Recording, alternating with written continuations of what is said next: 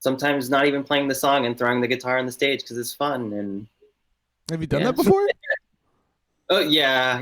I mean, I actually don't do that anymore because I had to repair my guitar so much, and I'm not like good at soldering, so it got kind of fucked up. Yeah, I used to just hurl it. Some of our former bandmates made.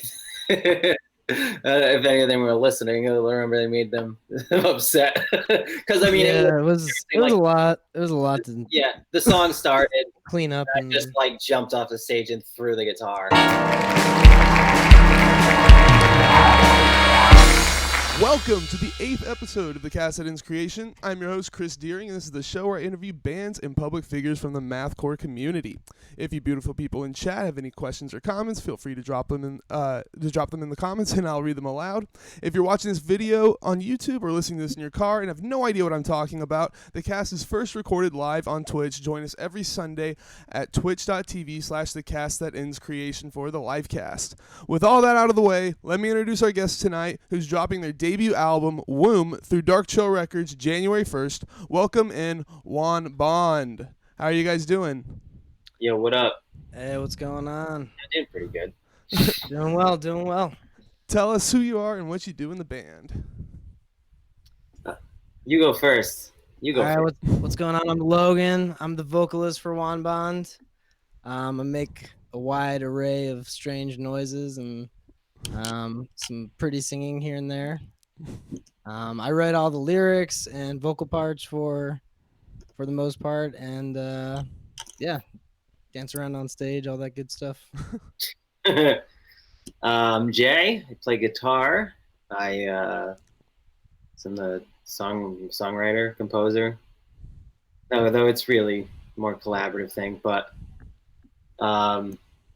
yes. I guess that's more appropriate. Maybe songwriter is more appropriate title. Guitar player. Yes, I am in Juan Bond. I don't know what else to say. Sorry. Answer them. Do not. Two of the 5 represented tonight.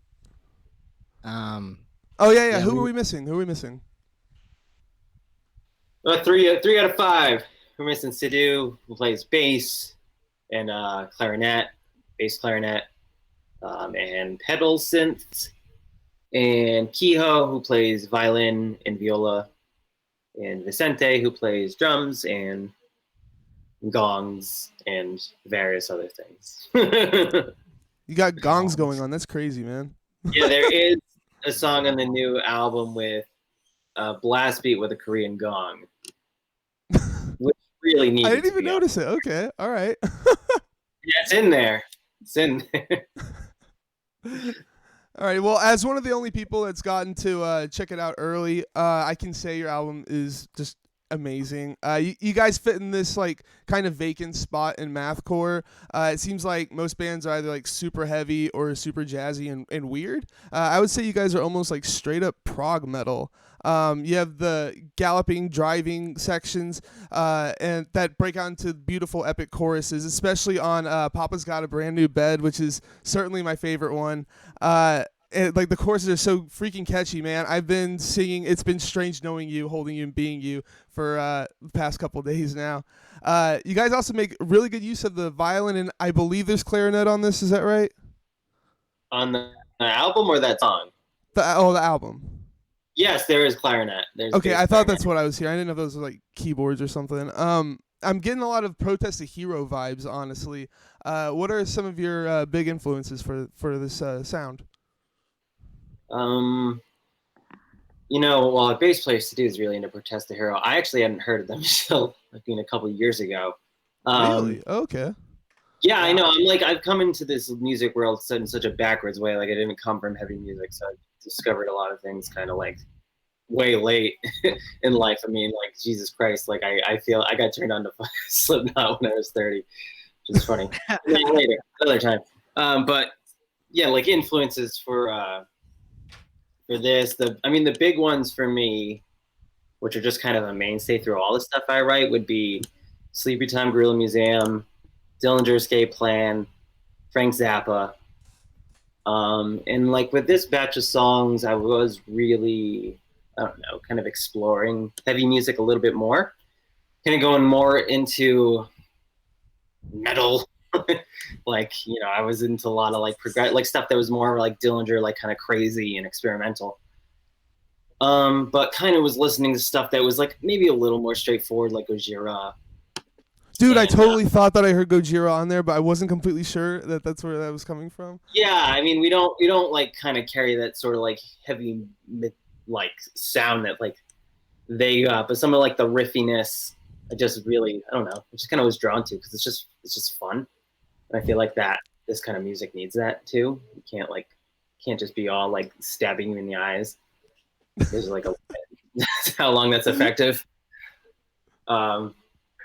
But yeah, sorry, I lost my train of thought with that part. Yeah, But no, I definitely have been a big Protest the Hero fan since I was a teenager.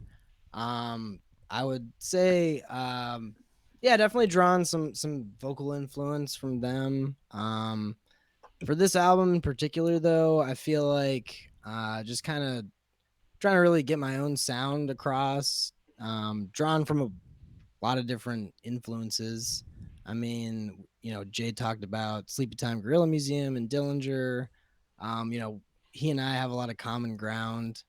Everything from Frank Zappa, like he mentioned, more experimental stuff, and then obviously, 311. We're named after a 311 song. So yeah, if people don't know that, we're named after a 311 song. I don't know much about them. Aren't they like a what do you call them? New metal band? I mean, like funk rap. There's a million names for it in the '90s. There's like rap metal, funk rap, funk metal. It's got like new metal. It's got metal-y things, but like really like lame white boy rapping on it. Oh, they're great. They're great. But Yeah. they're great musicians, so like there's a charm to it, and I just liked it as a kid, and I never really grew out of it. Honestly, it's totally in our sound still, but that I don't know. That's a really ridiculous song of theirs. Like it's a B-side. It's like really just stupid. It's just like a dumb song, but I just thought it made kind of a badass band name. Well, I was gonna ask you about the band name. I was gonna ask you who Juan was, but is there like more to it, or just like, yeah, sure, why not? Why not Juan Bond? There's only like a small story behind this that's kind of cool. So originally, I called the band Dog Park because I lived near a dog park, and that just was amusing to me. And if you look at the song titles on this record, you can tell that's kind of just what I go with. It's like, well, it's amusing, so that's what I'm gonna name it. So Dog Park, but I don't know. It was funny for like a week. I was losing its and I think I was talking to a friend about the song Juan Bond, and I'm like, that's kind of a metal, like this is like a metal name to it. And he's like, that's pretty good. And I think I texted the people in the band at the time. I was like, what do you think about Juan Bond? And I don't think people hated it. And I do remember after a Dillinger show in Boston at Brighton Music Hall, 2014. I think this was it. Huge, huge fan, really big fanboy at the time. So like, afterwards, I'm looking for the band. I got to meet them. I'd already met them, but like I got to meet them again. And Greg was like behind, out in the parking lot smoking a cigarette, and I just talked to him, and he's like a very cordial and very nice guy. Always easy to talk to when I've met him, and I don't know. I'm just like, just giving like a weirdly forward question. I'm like, hey, what's a better band name, Dog Park or Juan Bond? He's like, I don't know, man. Juan Bond's pretty cool, like, and that kind of convinced me.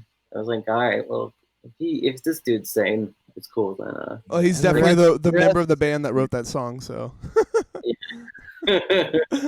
just wants us to live on. Yes. What about you, Logan?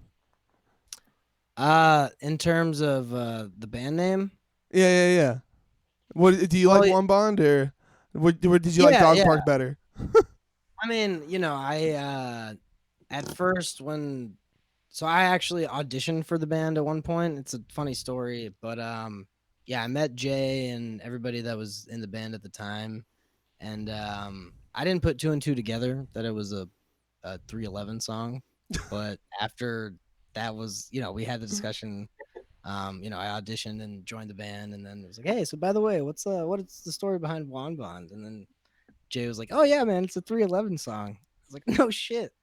And yeah, and then right when he said it, I realized, oh yeah, there is a fucking 311 song named Juan Bond. And yeah, I mean the name itself, I feel like it's kind of taken on its own persona. You know, it's kind of driven our Mystique. band mystique and image, so to say.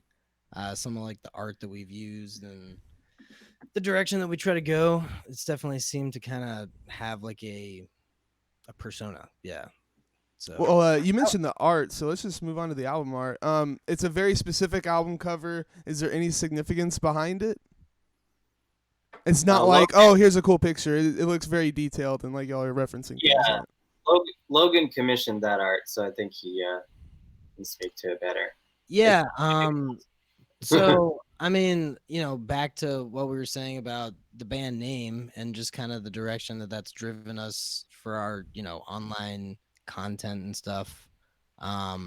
I had an artist that I'd got in touch with and kind of gave her some notes, and we went through a couple of different draft phases and running ideas by the band and getting everybody's input. But you know, we were kind of trying to capture like a dystopic kind of. We always, for some reason, like to talk about like a 1950s kind of that American dream era where everybody was trying to be cookie cutter, but in like a fucked up kind of way. So kind of running with something along those lines, but also Underneath. Yeah, I mean, I gave the artist little to no, you know, specific sort of references. I just told her a general vibe, and again, she ran a couple different ideas by us, and we settled on, you know, what eventually became the album art, which we're all incredibly happy with, and we think that it complements the music perfectly, and yeah. That's dope. I especially like the whole '50s suburbia, like fucked up suburbia thing. It's an awesome aesthetic. So writing process, what's it like? Is someone primarily directing it? You guys bringing in different parts and seeing what works and what doesn't, or how does it work? Well, so most of those songs, so like 7 out of 8, they're notated by me.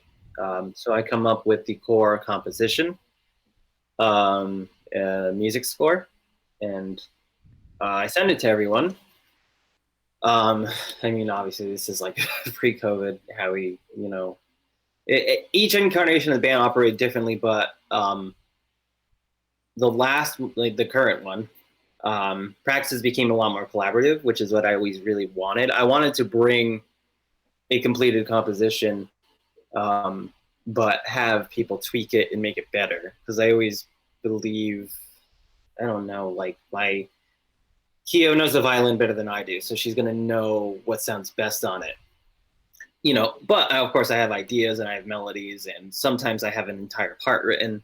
You know, early in the band days, I would write out every single part completely composed, but now it's a little, you know, I like having it more open. So we all learn it, we all practice it. It takes a while to learn these tunes, and then we just start practicing it. And people have ideas for certain parts to change certain things, and then we kind of do that. We did some pre-production this time, but nothing really changed. I don't know, we just rehearsed it a lot. So nothing really changed too much from what I originally wrote, but everyone added a lot of stuff. And then there's one song on there, Bombed, which is like keyboard driven. That was just a song I wrote on keyboard and just told everyone to do whatever. I had a vocal melody, Logan used some of it, and kind of crafted his own thing. But for most of the songs, Logan just does his vocal things. We just send it off to him.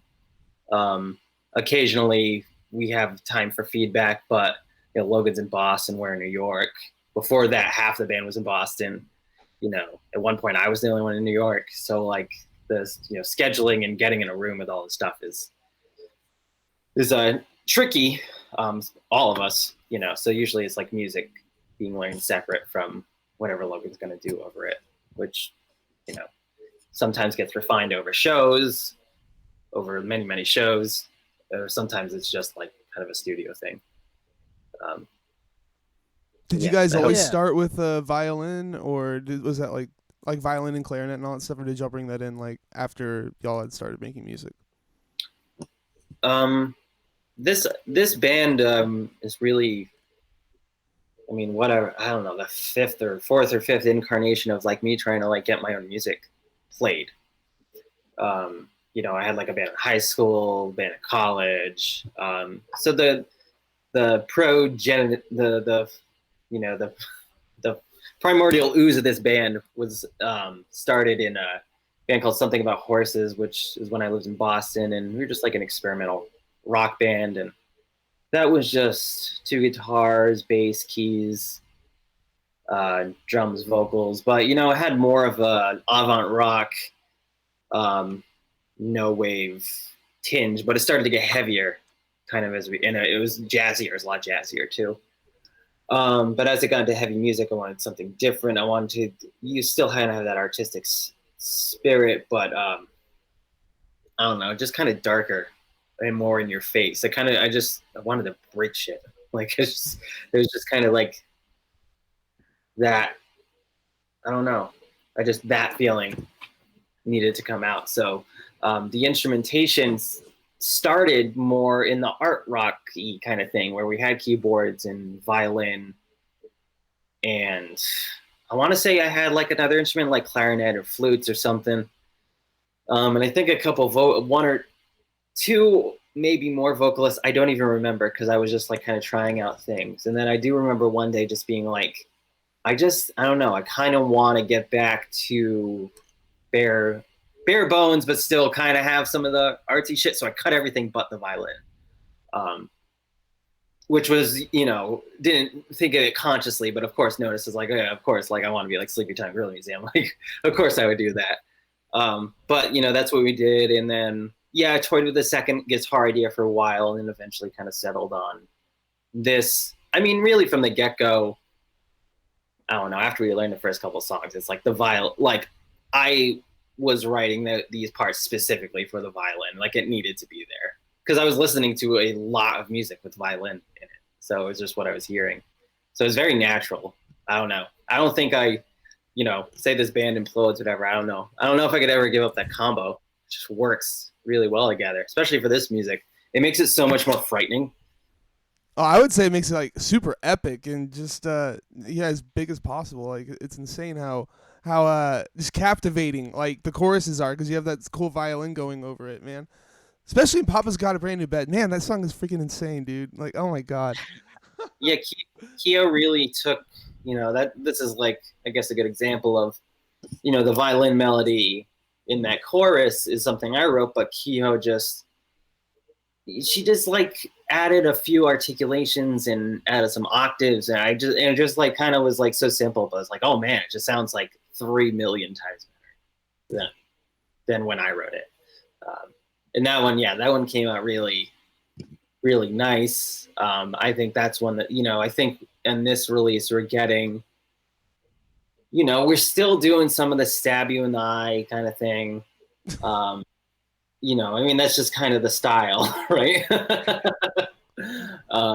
But, you know, a song like Papa does that less, you know, because we're kind of, I don't know, just embracing more. We're more sure of ourselves, I guess. We're kind of like branching out a little more. That one's got like a little more riffy, like a lot more chugging and a lot more, I don't know, kind of open harmony. It's like very more consonant for one, a little less dissonant. So Lou Kelly's in the chat, and he's got a question for you, Jay. I believe we might have covered this already, but was it intentional for the violin to almost serve as a second guitar? Yeah.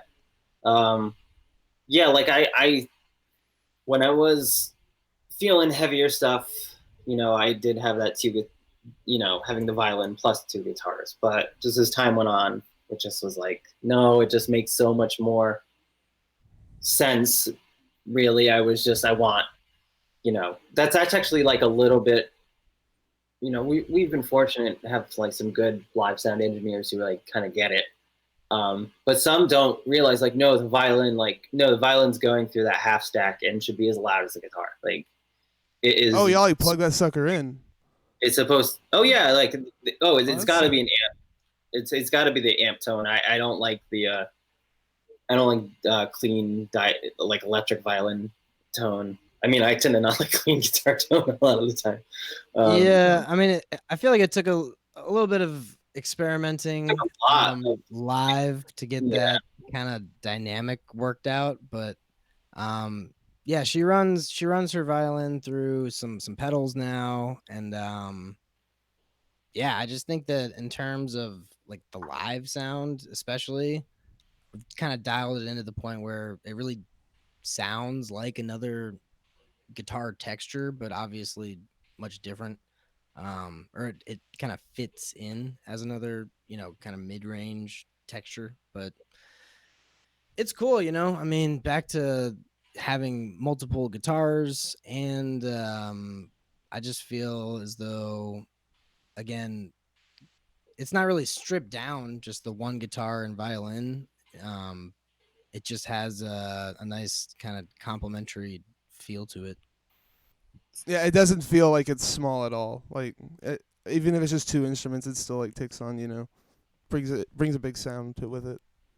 Yeah, it makes quite the texture too when we like playing chords together. It's like way crunchier. I mean, the violin, it doesn't have frets, and the guitar does. As simple as like that. No matter how in tune you are, there are always going to be a few like cents off. So it's always going to have this kind of like beating against each other. That's just going to, for this type of music, it's just perfect. And then, I like a lot of melody, like melodic things. So it's also a very good instrument for cutting through, a very loud rock band. Like when she's in that range, up high, it cuts through kind of on its own. So yeah, it took a while to dial it in. I mean, it's like kind of if you're doing anything, not that we're the first, band to do this, but like, it's a little different at least from what, a standard band is.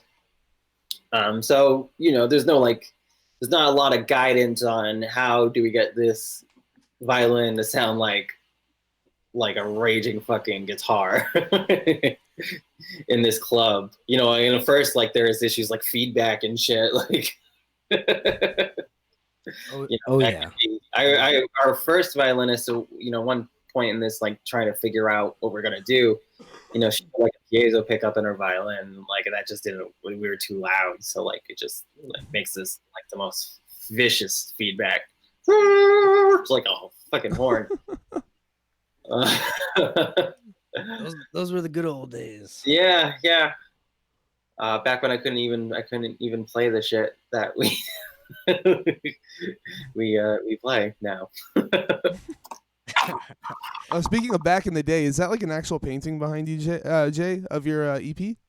Yeah, my friend Adam Lamoth, he did that, and was very kind to give it to me for a present. That's awesome. And he also did, if anyone remembers, like the art for "I Must," which is like the first song we ever released. He did that too. He did our photos most recently. We have all the Mega Bond and shit. Amazing artist, really, really amazing artist. Yeah, it's a prized possession, and I just love having an album cover be an actual like painting I have. That's also very nice. What made you guys want to wear makeup and stuff in your photos? I mean, you want to. It's like I want to be different, but not like different for the sake of being different. I wanted to do something interesting, and I didn't have any ideas. I can write the music, but I don't know. I'm just like clueless with other shit. I'm like, I don't know. I think we should like dress up or wear something crazy or like just do something. And Kio's friend Liana did the makeup for us. And then Kio did like the wardrobe, and it really just was what it was. It was just us getting together and like them mostly being, Adam, Kio, and Liana just kind of being creative. I think that's really the ethos of this band, is that because like I'm especially fond of art or something that appears to have a meaning but doesn't. Like it's just no, like like we have a bunch of like nonsense song titles, and like it's just because this music's really intense, so why not? I don't know. Like I I need some comic relief from all this, like learning all this bullshit fucking riffs I fucking wrote. Yeah. Chris, I'll tell you what. We're stylistically, I feel like we're just very like the group of us all together. We're not very like metal, like looking, I suppose, and yeah. So we're always kind of experimenting with like visual stuff, trying to think of what could be a cool way to convey something. So you're just Different. like, oh, we need to be more metal. Let's dress up like demons. I mean, That's pretty exactly. metal. It's like you get some costumes, you do the makeup, and you take the photos, and then it literally just ended up being me with devil horns. It was just like, just, shit, bring what do you got? Devil horn. I don't know. We had like sunglasses. We had some other shit, and I was like, no, let's do the horns. Let's do the horns. Doing this like creepy makeup. It came together. It came together.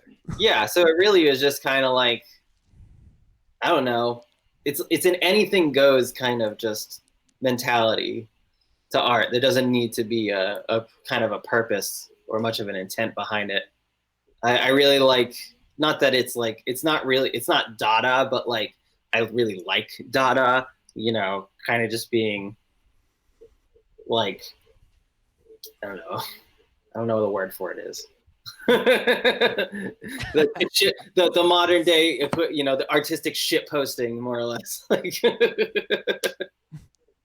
I love how much you guys like seem to not take it too seriously, but if you listen to the music, it's like you guys are meticulously planning this. Like a lot of work went into it. But I like how you guys are just like, yeah, we made this stuff. It's it's cool. yeah, I mean, yeah, because it is what it is. It's not. Actually, I think it was at a talk I actually saw Ben Wyman at, and he was talking about like Dillinger writing it, and I felt like it resonated so much. Like, it's not complicated because to show off. It's like it's a means to an end. It's to like approach a sonic result, and that's like to be overwhelming and to not know what's going on. Because that could be really effective if you're like intrigued by that. I mean, it just sounds completely alien. I mean, yeah, like the first time I heard like Dillinger, I was like, what the fuck? The fuck? But a lot of those guys have a lot of the, I don't know, I guess similar attitudes, because I think taking it, how do you say, like the pieces are serious, but like, yeah, we don't take it too seriously. Yeah, I mean, it's at the end of the day, it's fun. It's like, it's kind of an excuse for me to like still fucking run around and thrum the guitar and like pretend I'm hot shit. Like, at the end of the day, I mean, come on, like that's a huge reason we all do this. I don't buy that. I think there are very few people who do it just as like some sort of altruistic, like, kind of like spiritual pursuit. I mean, it is that for me, but it's also just like climbing on amps and like sometimes not even playing the song and throwing the guitar on the stage because it's fun. And have you done that before? Oh yeah. I mean, I actually don't do that anymore because I had to repair my guitar so much, and I'm not like good at soldering, so it got kind of fucked up. Yeah, I used to just hurl it. Some of our former bandmates made. If any of them were listening, I remember they made them upset because I mean, yeah, it was like, a lot. It was a lot to. Yeah, the song started, clean up, and I just like jumped off the stage and threw the guitar, and then started like at playing. The stage or in the audience? At the stage. Both. Both. You just break it in half, throw one half one way, one half the other. To pick it up, be so out of tune, and like I couldn't sound great for the next song. Yeah, I mean, but no. You're supposed to do that shit at the end, man. Yeah. Oh god, yeah. I just. Oh no, Jay's first song. Middle of the first song. Just go for it. Fly around. I unplugged my guitar so many times, like, and I've just like destroyed cables. Did you ever hit anyone? I mean, I spilled someone's beer, which is far less bad than hitting. I don't think I did. Have I? We've all bumped into each other. I don't think you've ever hurt an audience member that I can recall, at least. Yeah, I don't think I'm kind of. I don't want to be a dick like that. I don't want to be a dick. It's just kind of like the appearance of danger. I don't know. Yeah. No, I mean, I feel like the music, it's a reflection of what's going on inside of all of us sometimes. And I wouldn't say that we're inherently like people that are aggressive, but everybody has that in them. And this for me, this music and this band has been an outlet in a lot of ways, and in terms of just experimenting with different types of stylistic stuff and just going balls to the wall. Yeah, it's been a lot of fun. And I mean, Jay's the ringleader. He's the one who kind of, like he said, gets all these ideas together, and then we all kind of jump in and add our flair to it all. Well, you But were saying before we got started that you play the piano and guitar and you actually teach it. Do you bring any of that into Juan Bond, or is it just the lyrics? mainly just vocal parts and lyrics. I mean, we have everybody else, like the way that it usually goes. Jay will send out rough ideas, whether that's on staff or just recorded like demos, and then the instrumentalists kind of get their ideas together. And yeah, so I really haven't contributed too much in terms of instrumentation. uh I think it's been a fun role being just kind of the vocalist. So for this project, just had a lot of fun doing that, and kind of letting everybody else do their own thing. Yeah. Okay. So, what are your lyrics about? I think it's mostly about relationships and stuff. But did you have any other themes that are present in the music? I mean, yeah, I suppose relationships come into play. Lots of different stuff um, comes to mind, I suppose, but I don't want to give too much of a specific impression. I think that lyrics. One of the cool parts about it is it's up to everybody's interpretation, and however I was thinking and feeling, and what I chose to say, it had intention. And I think that in my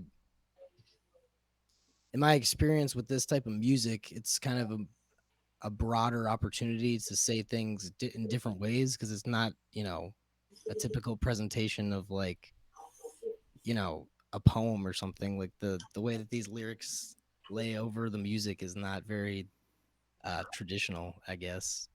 So in terms of themes or trying to have like I don't want to get into specifics, because right now the only song that's out is Garbage Juice. And that one's kind of about I was struggling with alcoholism for a while there, and that song is kind of about that type of stuff for me. Okay. And yeah, just kind of getting through that and being in that type of experience, I suppose. Um, yeah. It's one of So, my favorite things lyrically that Logan does is that I give him a really bullshit, stupid song title, and he incorporates it into like really great lyrics. So it's always song title. Those are all the original. Those are all the. Sometimes there are a working title, but the working title is even stupider than the final title. yeah. But those are all the generally the original titles, I and just suppose that is something worth noting, is a lot of those titles were working titles that just stuck, and then I kind of snowball off of whatever Jay throws at me. And yeah, it's usually like the first phrase that I can think of that makes me laugh, and if it does that, I usually like make they're not all, they can't all be the Primus greatest hits album. They can't all be zingers of that.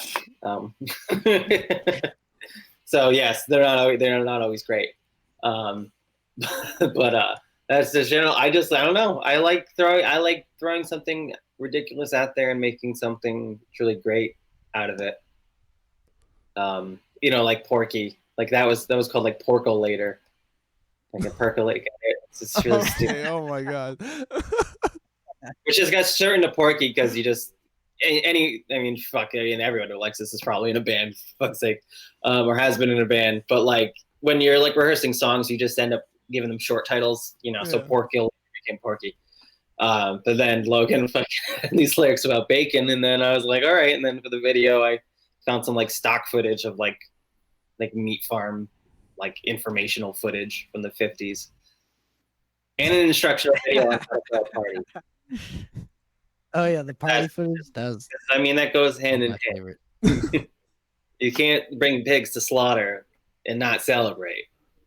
So what's that song ultimately about? Does it have anything to do with bacon or pigs? Yeah, the clean vocal section, I literally say glazing over this bacon. But yeah, that one, I mean, I'm trying to think. Porky, it's kind of about like the meat industry. I was like a vegan for a while, and not anymore, but I was. And Did bacon bring you back? no, you know, I like bacon. It's really not. It's never been like a one of those. Yeah, true, same. Never like really satiated my meat desire. But Well, anyway, you just get a lot of it, and then you know that satiates it. yeah. So I think Porky lyrically is kind of coming from a place, you know, that was sort of that time of my life, and just like the anger behind some of that type of shit, I suppose, which is kind of zany to think about now. But yeah, and also again back to just kind of throwing out ideas that can be interpreted, you know, like saying things that are maybe more arbitrary that can just have like a nice ring to it and let people's minds wander, I suppose. Okay. Yeah. Luke Kelly asks for Logan, how the fucking fuck do you get your fucking screams to fucking sound like that? Ooh, great question. So in terms of like my technique, I would say that as a teenager, I was in a couple different bands and spent a lot of time trying to just learn how to scream. I mean, I think for the first year or two of doing it, you know, I was in like a hardcore project when I was maybe 13 or 14 called Dead Valentine or something. And yeah, I remember just like trying to scream like Silverstein songs in my friend's garage. And Do you have recordings of yeah, this? I think they do exist somewhere. Oh shit. But yeah, a lot of trial and error. Definitely fucked up my voice a lot. You know, I'm talking about like 2 or 3 days after the fact of not being able to talk. But you know, I've been singing since I was young. I did like a lot of musical theater type of shit growing up, and once I started playing music as a teenager and got into more rock vocals and stuff like that, I was studying with a vocal teacher who was aware that I was doing, you know, screaming and whatnot, and she thought that I was possibly doing damage. So I went to an ear, nose, and throat, and they checked out my vocal cords, like stuck this scope down my nose or whatever, and it like curled down my Damn. throat, and I could see my vocal cords on the screen, and he was like, make some noise. And I was like, ah! It was super uncomfortable. But long story short, I hadn't been fucking myself up. So in terms of how did I get to the point where I am now, and just being able to do it and not hurt myself, lots of trial and error, and just I always tell people it's like a placement with your voice. It's definitely a lot different than singing. Obviously it feels a lot different, and it shouldn't hurt, so to say, you know what I mean, once you kind of find that sweet spot with everything. And then yeah, just kind of pushing it from there, trying to discover new sounds that are comfortable and that aren't gonna tear me up. So you mentioned screaming Silverstein songs. Is there another artist that you were like, man, I want to sound just like that guy? Oh, plenty of vocalists growing up. I'm trying to think of specifics. I mean, I loved, a lot of metalcore bands. I loved like All That Remains and As I Lay Dying. Under Oath, I could listen to a lot of. Growing up in South Florida, I got to go to all the festivals every summer, Warped Tour and Mayhem Fest and all that back in the day. But I was into, heavier shit too, like Meshuggah, like Behemoth, Job for a Cowboy. I had a lot of different vocalists that I, looked up to. I got to meet some dudes back in the day, like the lead singer of After the Burial. Talking to him, I always liked his style. So I wouldn't say that I ever really tried to emulate anybody in particular, just draw from a lot of different people and try to cast my own spin on the whole thing. But yeah, I feel like I've really come into my own sound at this point, and it's crazy. Yeah, I guess I've been screaming now for over 10 years, which is wild to think about. But yeah. Nice. So I just want to remind chat, you guys can drop questions and comments at any point, and I will read them out. So your bio is certainly interesting on Facebook. You guys probably don't even know it off the top of your head, but I assume y'all are the man covered in corn syrup and popcorn kernels. What's that going on? Have you not read it? I wrote some dumbass shit. Where does it say this? It's on your Facebook page. We're gonna pull it up. We're gonna pull it up. Yeah, it's this little Easter egg. Release. Word. It's not funny, but used by being so stupid. So that's why that's there. So it all started not too long ago. I woke up in a sweat, craving all sorts of delicious treats. Chocolate, gummy cola, fruit roll-ups, you name it. I took a trip to a local purveyor of sweets only to find a young man covered in corn syrup and popcorn kernels, standing in the parking lot looking up at me. He was a mighty short fella. He asked me for a few bucks, and I obliged, giving him about $1.50 in spare change. Some people would be put off by that experience, but not me. A day in the life, I suppose. It was only later that day, after filling my gullet with all the candies I had bought, that I felt a little bit of rumbling down below. You know what I'm talking about here. I went to use the loo when I fell down in my kitchen, only to look up and see the sticky sweet man staring down at me. After passing out, I woke up in my bed with a note on my chest that read, "Thanks for the $150, Chief. Appreciate it." From Juan Bond. I still don't really know what happened and haven't seen that guy since. There you go. What's your question? Beautiful. Don't question it. These should be lyrics. Y'all should make a song, then these are the lyrics for them. We will, now that I forgot about that, in all honesty, but now I won't forget it, and it will be used in the song. You bet it will. So that was just you guys doing some stupid shit, or did that come from anything? No, that was me. That was Jay. I don't know why I wrote it. But I do now that you mention it and that we've recapped the whole thing, I do recall that being there, reading it, and being like, "Hell yeah!" Was that before or after you joined the band?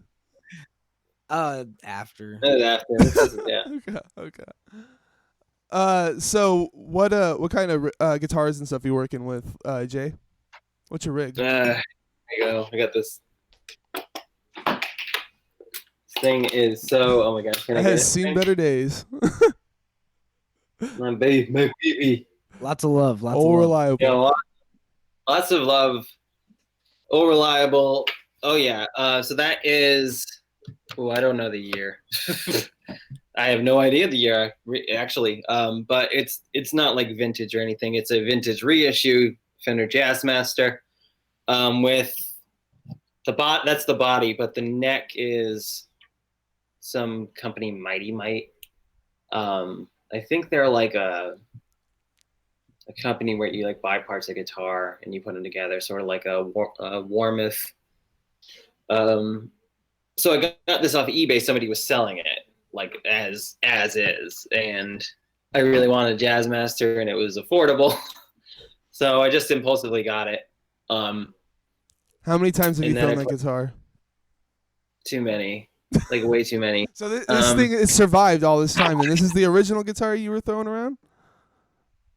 Yeah. I mean, the guitar before this was a Les Paul, which you cannot throw around because it will break to a million pieces.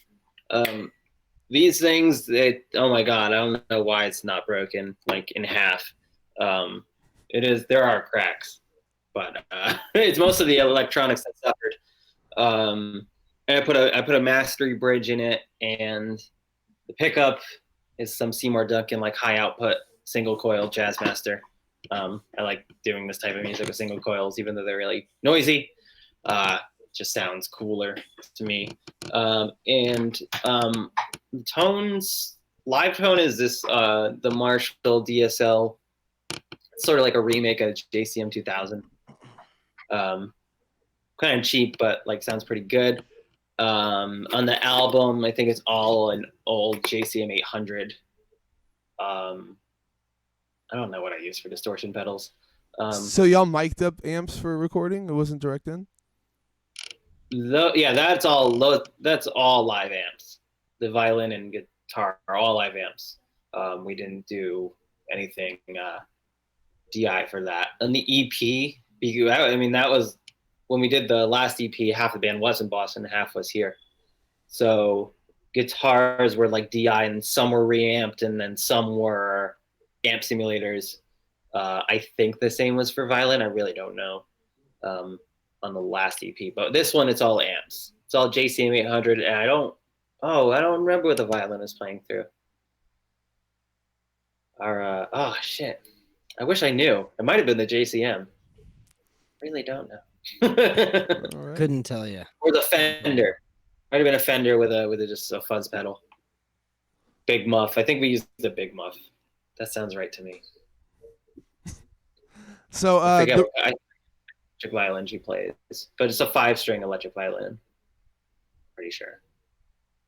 Okay. So you were mentioning recording. Where did y'all record it? With Mike Abuizo. Mike, I don't know how to say your last name if you're listening. How long have I known you? Behind the Curtains Media. It's a great studio in Gowanus, Brooklyn, on 6th Street. We recorded with Mike, who owns the studio, and our friend Emmett, who I'm in a band called Detach the Islands and a band called Semaphore with. He did some like assistant engineered on this album and did some production for us and a lot of editing.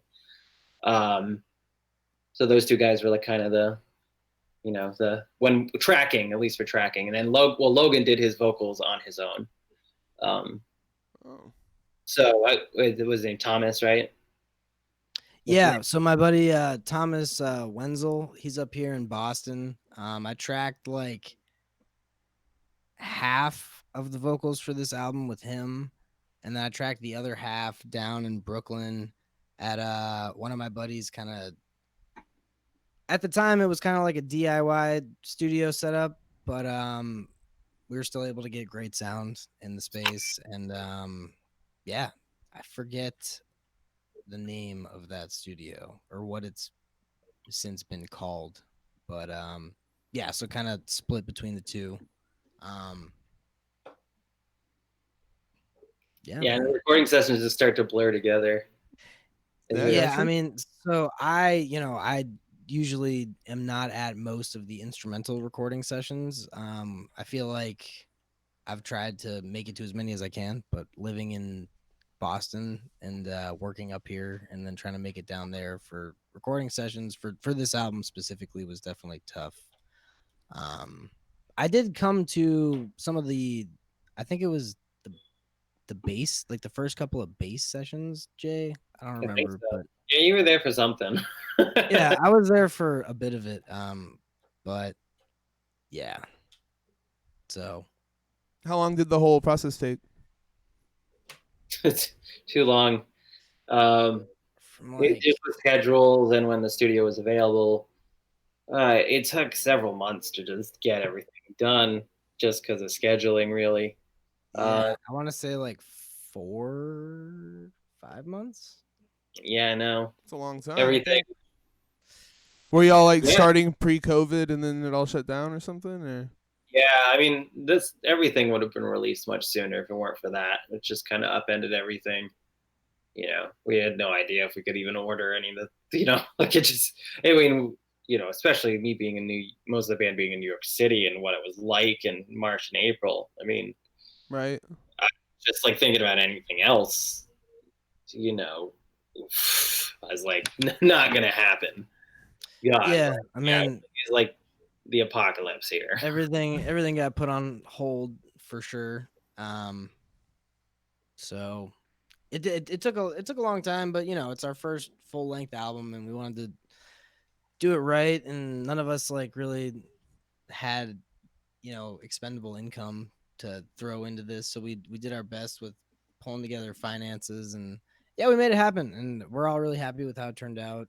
um you know I think it's a great showcasing of where we are right now, or you know um I don't want to say where we were, but we obviously haven't been able to play together in forever, and we'll have to see when we can make that happen again.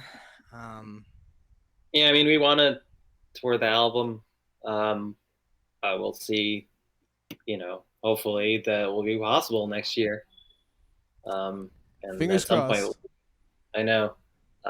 Yeah, we had like a release show planned for April. It seemed like us um, booked and everything. Uh, Yep. but Yep. That was the yep, plan. That was the plan.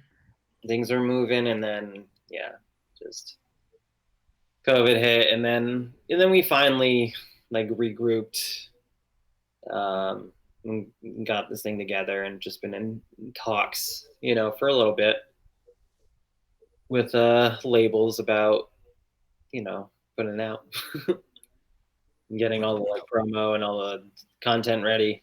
Takes a while. Yeah, yeah, it takes a lot of planning. So what are you guys currently jamming? Let's see. Well, on Friday, a lot of cool music came out. Oh The yeah, it new was Mr. crazy drop. Like Jesus.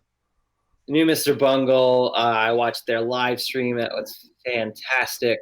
Um, I know a lot of people are complaining about their record, but it's just kind of funny because it's like they just wanted to redo the demo that they never really got to do proper justice to. Like I totally get that. Like you don't like I don't know. Like there's a lot of music I've written that's never seen the light of day. I'm like, yeah, if I had the resources, of course I'd want to like get that done. So I've been kind of enjoying that. I actually really finally came around to that Tool album that came out last year. Um, it's dense. The songs are a little long, and it's To just, say I the mean, it's least. Tool. It's not like a huge step forward or anything, but it's if you like that shit, then they do it well. It's good songwriting. Um, Greg Puciato's solo record is one of my favorites, probably ever. That one's fantastic. Bunch of Frank Zappa. It was the Halloween, so I was listening to the Misfits. I just started listening to the new Pussifer record. And then at work, I've been listening to a lot of like classical music, Stravinsky, Debussy, Satie, uh, Messiaen, like a lot of like a weird avant-garde classical stuff. Uh, Charles Ives. Actually walked by his like former house the other day. I thought that was so cool. If anyone knows who Charles Ives is, it's one of my favorite composers. I'm looking like just browsing my Spotify right now, and I think that's a good summation of what I'm listening to. What about you, Logan? Yeah, I'm also looking at my latest streams. Definitely been jamming that new Deftones album quite a bit. And kind of throwing it back to some like I used to love System of a Down growing up, and I don't remember what song I thought of the other day, but I like re-downloaded a couple of their albums, and I've been listening to that. Also some Juicy J, throwing it back to Juicy J as well. Yeah, man, I've been all over the place. I've been just kind of cruising. Some Thundercat. I was hanging out to some Thundercat the other day. Yeah, I need to check out that Greg Puciato solo album. I mean, It's listen great. to that. Yeah, I It came haven't out listened to it either. last week, right? What? It came out last week, right? Yeah, like someone fucking leaked it earlier, so he released it on Bandcamp earlier. So I've been listening to it for a few weeks, but it officially came out, I think the 23rd. I want to say. Or yeah, no, I gotta check that out. That one, yeah, man, that one's good. Oh, and also Steely Dan, because I mean, who doesn't like Steely Dan? Steely I Dan. don't. Yeah, Like I Steely mean, you know, Dan. I've been like teaching a lot of Halloween music to my students, like Adam's Family and Monster Mash and all that. Been really throwing down, you know. But You know, She by the Misfits. You know. yeah. Do y'all have your albums of the year so far? What came out this year? This year is a blur. Greg's album for sure. Run the Jewels 4. That was amazing. That one. What else came out this year? I think I like I think it's Mr. Bungle album's great. What else came out this year? Under the Pier released some good shit, man. The God Awful Truth. Oh, yeah. All the homies Finn. are doing good shit. Oh yeah, Finn, another guy. Ashley. Love Ashley. I'm in a band with. I'm in Detached Islands with him. He lives down the street from me. Oh shit. He just had a kid. You're in like all the bands, man. I mean, you find people you like working with, and you work with them. It's hard to find people who want to do this, especially like as you do get older. I mean, people do just drop off of it, and it's hard to find people since the guy is in 3 bands. well, it's hard to find new people. So that's why you use the same people. Okay. Okay. Are good friends, so it's just that's really how that ended up happening. Was I had Juan Bond. I played a show with Emmett's old band, Autocatalytica. He asked me to join a band, and that became Detached Islands. And then Sadu hired Emmett for Semaphore. Emmett recommended me. Eventually, we liked the music a lot and needed another person in our band. So, we stopped working for Sid, and he joined our bands, and we joined his band. So that's really how that happened. Man, you need to get to New York, dude. Jesus, y'all have all the bands up there. Cross-pollinate, Cross-pollination. The finding people who want to do this, who want to rehearse, who want to put their spare money towards it, who want to deal with all the bullshit that comes with being in a band and doing music. It's and who think musically like you. That's really important. Because we were saying earlier, there's kind of like an attitude behind this music. Like if you take yourself too seriously, you're probably not gonna fit in. Take your craft seriously, be good at it. But I don't know. That's just how we are. That's just kind of the whole vibe of this band. What bands are you in? Semaphore, Detached Islands, and Juan Bond. Oh, okay, just the 3. Okay, that's cool. Yeah, I used to be in a band called Son of Sound, which was a hip-hop rock band with some friends from back home in Somerset, Massachusetts. And I actually stayed in that band up until a few years ago. They all stayed in Massachusetts.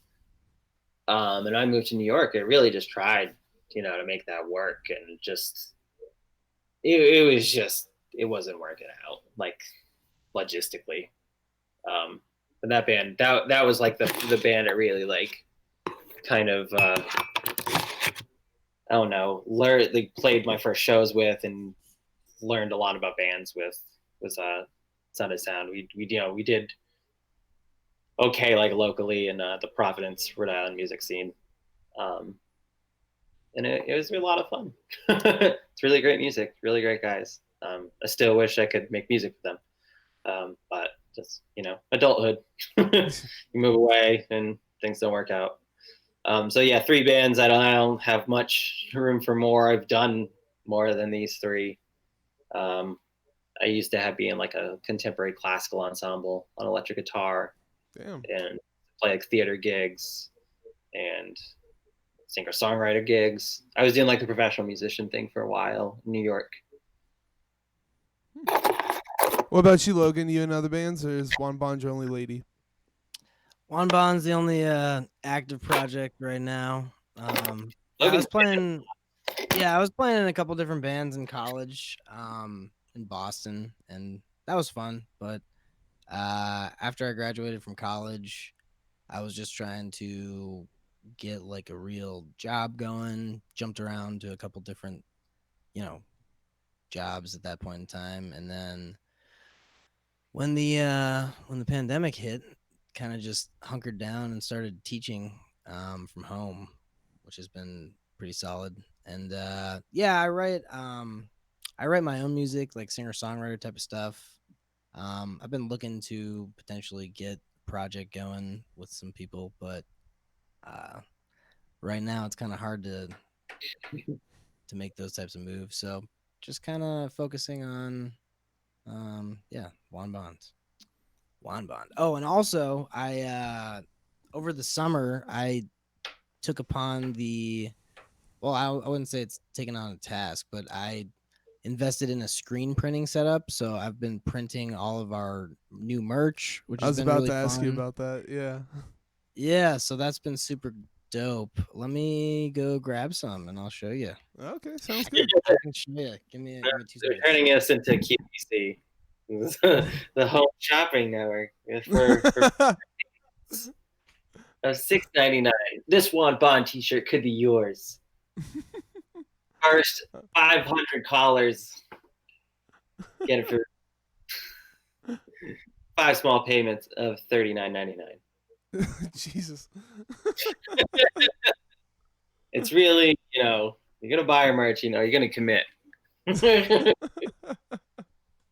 It's been so. I mean, God, I'm sure most people who are into this us are familiar at least with what being in a band's like, and just having like merch being able to be printed in a house is pretty awesome.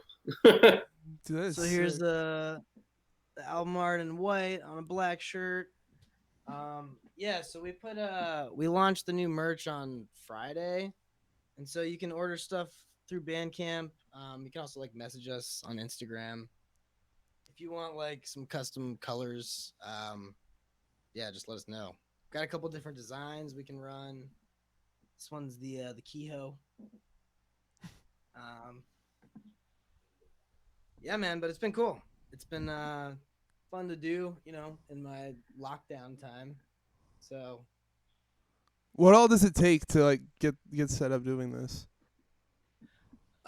so you need the art and designs first and foremost, and then you have to get screens, the designs onto screens, and then you attach the screens to like a press and run the ink through the screen onto whatever, clothing. You can do it onto paper, so you can print like posters and whatnot. Yeah, so That's a really good idea. yeah, and then you have to set the ink, which is fun. Gotta heat it up really hot for a decent amount of time. How many shirts have you fucked up doing this? A couple. I'd say like since I've started doing this, in terms of like have to throw it away, maybe like 5. I've been able to salvage most that are weren't great the first pass, but it's been fun, kind of experimenting and doing different types of color combinations, different types of fabric and stuff. Can you do more than one color in the printing, or just one? So the way that my setup is right now, it's kind of limited to one, but if I can run different colors on the same shirt, get kind of like a layering type of thing going. But Oh, okay. yeah, so I've been also experimenting with multicolored prints and stuff too, but I would need a little bit more serious of a setup for like, if I wanted to do something like this. Yeah. Yeah. But We'll I'm get, getting there. we're I'm working, getting there. I'm getting there. Yeah. we're working our way up there. Yeah. Nice. But yeah, we can do like custom, choose your ink and shirt color. We got some cool options for that, and we're gonna get creative with it. Pretty much print whatever we can, and That's awesome, man. then expand into, depending on what the record does, expand into other things, Other avenues. other avenues. So I saw on your so you have a career spanning 5 years. I've seen on your Facebook you don't list a ton of shows. Why don't you guys play more? Why haven't y'all gone on tour yet? A lot of that was, I mean, this band has not. There's a reason like this is our first record. The logistics of the people who were in the band for a long time, the schedules just didn't work out, and then I decided to move to New York, and that made things hard. We played kind of as much as we could. I don't know if we would have played terribly much more if if I had stayed in Boston. We would have played more for sure, but just with like jobs and works, I mean, not everybody has a job situation where they can just leave, whether that's they can get the time off or they can afford it. So I was that person a lot of times. I couldn't afford to go on tour because I didn't have money to like eat with. Couldn't afford to take work off. So it was like that distance, all these logistical things really. When we got to the current lineup, and since most people were in New York, we did start playing, I think, considerably more local shows. We had a fairly active, summer last year. Not touring, but we were planning on that to do at least a week, if not more. Yeah, I mean, I'm thinking of we did a weekend. It was like New York, Providence, and then it wasn't Boston. What town was that in Massachusetts, Jay? Oh, Northampton. But the tour was called the I couldn't get time off of work tour. Yeah, that was all we could organize with the bands and and just not having a van or I mean that's a big thing, and and you can play New York City without a backline because when there were shows, all the gear is there, at least all the core gear, the drum shells and at least the cabinets. Sometimes the amps will be there. So you could do that, but just like a lot of logistical things. But the idea was, all right, well, we got a full record. We have a lineup that is stable, and everybody's like really kind of enthusiastic here. This kind of was the actual launch of the band, but then a pandemic happened, so it's been quite a bit subdued. Yeah, it really sucks, man. Wanted, but we also knew that we don't have a large audience, but we knew there were enough people waiting on this for a long time that it seemed silly to postpone it like even further. We wanted to release it this year, but at a certain point it didn't make any sense, which is why it's New Year's Day. But we didn't want to wait longer than that, just because we got to make the first statement. Also, now this music's getting a couple of years old. I know it's going to be new to everyone, but Yeah. Some of these songs were written a while ago, and we want to move to the next one. We want to do something bigger and better. I don't know. That's kind of where I'm thinking already. I'm proud of what we have, but yes, the plan was to be more active, but sadly, it didn't happen. So whenever things are back, hopefully we will be. Certainly have the album coming out. We have other stuff we're going to release too. So there's stuff coming from us. just obviously not an in-person show. Okay. No shortage of videos. Yeah, there is going to be a couple videos. I'll let that be a surprise because I don't know when it's another logistical thing. I don't know when it'll be ready, so I'm not even gonna put it out there when those things will be ready. But yes, there will be the album plus other stuff. That I can say. Alrighty. Do you have any good show stories? Oh, I mean, every time I've almost hurt myself has been something of a story. What's the most you've hurt yourself?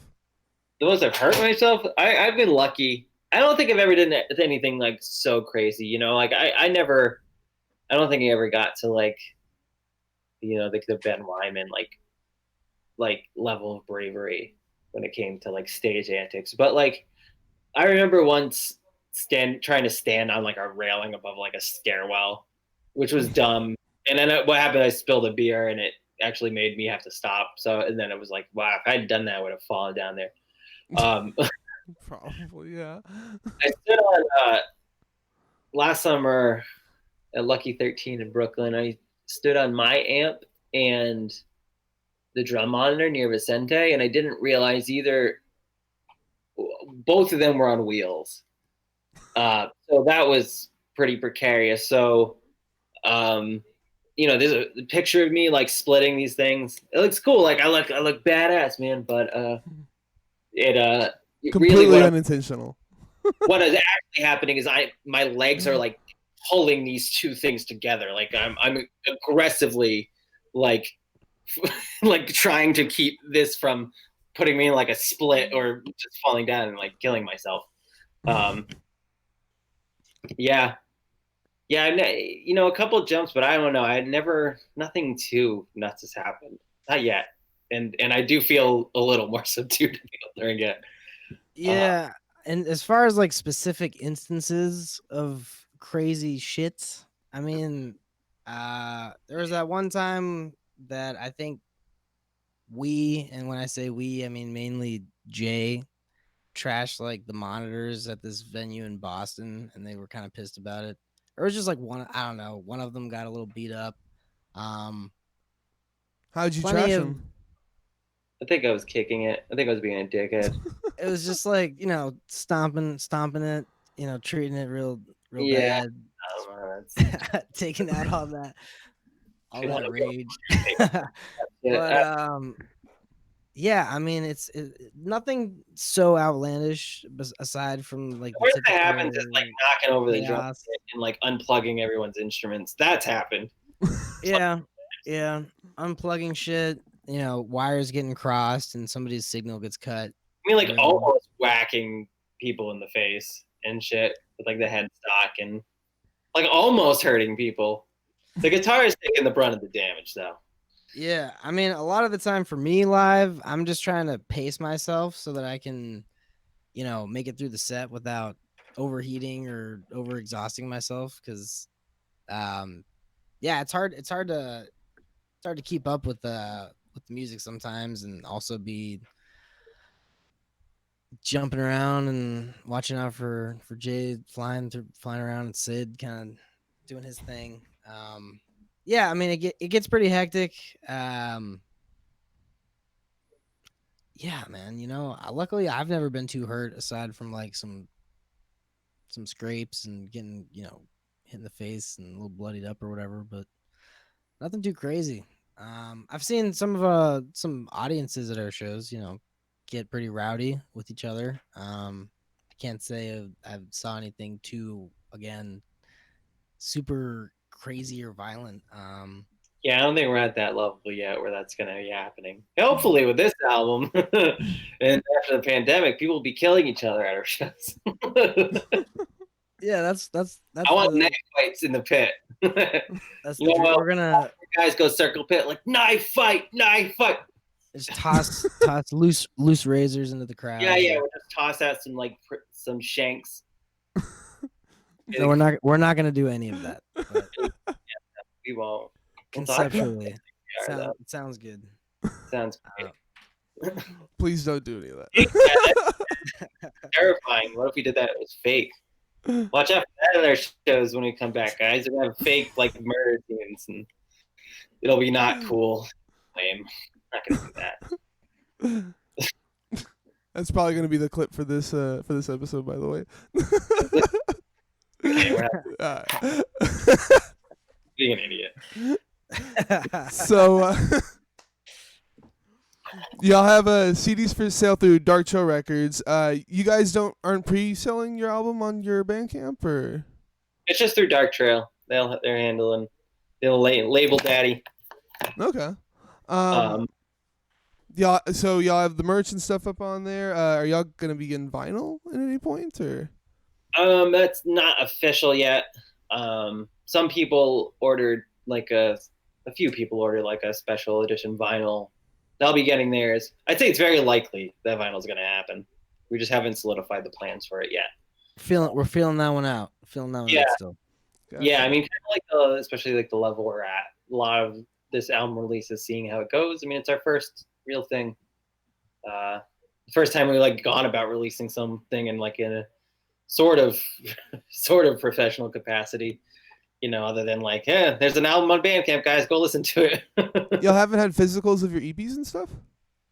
No, Oh, really? there's a handful of I Must CDs out there in existence that were hand painted by me. But no, everything else is digital. We can never afford to print things. It's really a simple. Digital baby. We were too broke. We were too broke to print anything, and the CDs. Oh my god! See, these stories are more amusing to me than like crazy. Not crazy shit. It's more interesting the shit I did when we were broke. Like those CDs that of I Must, like you need a CD. Like there are no CD burners. There's no CD drives in laptops anymore. So obviously Right. I was like, well, we can make CDs. Who's got a CD burner? No one's got a CD burner. Well, I got an old laptop under my bed. So like this old like fucking laptop that takes like 10 minutes to start is how I burned those CDs. Not very time effective, very good use of my time. But those do exist. I have one of them. A couple people did buy them at shows, so I don't know where those are. But these will be the first actual physical pressed things. And then hopefully we'll do vinyl on this. And a couple people will be getting like I think it says something vague on the Indiegogo. We did it was like hand painted or something. It'll be nice. It'll be beautiful. It's gonna be great. Beautiful, gorgeous. Beautiful, gorgeous. Anything else you guys would like to say? Oh God. So check much. out our new video. Dropped on Friday. Garbage Juice. And that's on the Yeah. Mathcore Index YouTube, right? Yes. Or Dark Trail. I think it's on Dark Trail YouTube. Yeah. I think it's on Dark Trail's YouTube channel, but I think Mathcore Index also posted the video on Yeah. there. Okay. Just go. Yeah. Mathcore Index, Dark Trail Records. They're making this possible. Go hit them up. Check out our shit. Check out everyone else's shit. It's all good stuff. Yeah, we got more fun stuff coming very soon. Yes, yeah, some ridiculous stuff coming. Pre-album release.